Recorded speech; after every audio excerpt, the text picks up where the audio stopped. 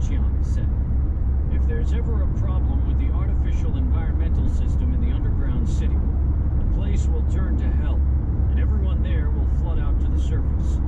If that happens, this place won't be fit for survival. We had better consider migration." "Migration where?" someone asked. "To somewhere sparsely populated, like the Northwest. Of course, we would have to send people to check it out first.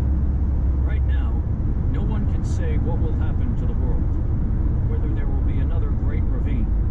We have to make preparations to survive totally on agriculture." "Will the droplet attack Earth?" someone else asked. "What's the point of fretting?" Chiang shook his head. "No one can do anything about it at any rate. And until it punches through the Earth, we've still got to live, right?" "That's right. Worrying is pointless. I'm quite clear on that point," Luoji said, breaking his silence. Humanity's 7 remaining spaceships flew away from the solar system, split into 2 groups.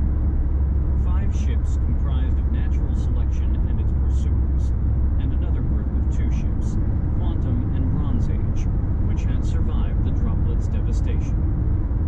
The 2 small fleets were at opposite ends of the solar system, separated by the sun. They were on headings that took them in almost opposite directions, and gradually getting farther apart.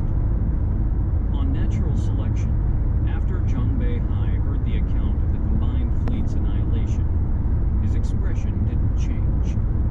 His eyes remained calm as water, and he said lightly, "A dense formation is an unforgivable error. Everything else was to be expected." "Comrades," he said, sweeping his eyes over the 5 captains and the 3 layers of assembled officers and soldiers.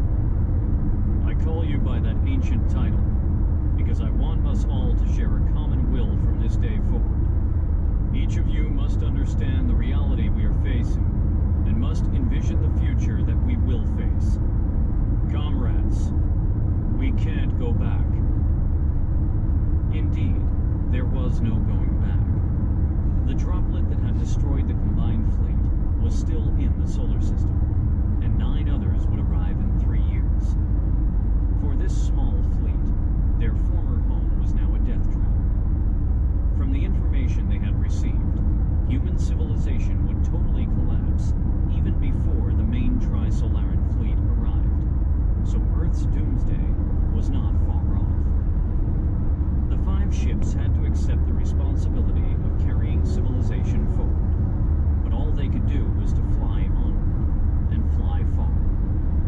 The spaceships would be their home forever, and space would be their final resting place. Together, the 5,500 crew members were like an infant who had been cut from its cord, then cruelly tossed into the abyss of space. Like that infant, there was nothing they could do but cry. Yet Zhang Beihai's calm eyes were a strong force field that upheld the stability of the formation and helped them maintain their military poise. Children cast aside into the endless night needed a father most of all. And now, like Dongfang Yanxu, they found the power of that father in the person of this ancient soldier. Zhang Beihai went on. "We will be a part of humanity forever, but we are an independent society and must rid ourselves of our psychological dependence on Earth. Now we need to choose a new name for this world of ours.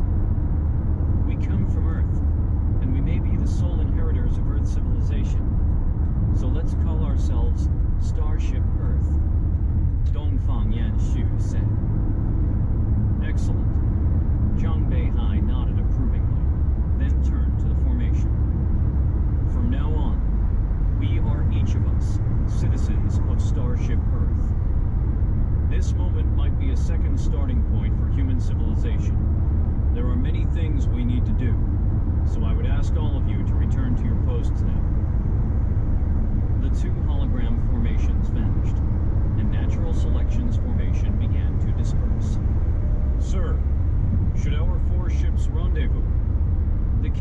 Deep Space asked. The captains had not vanished.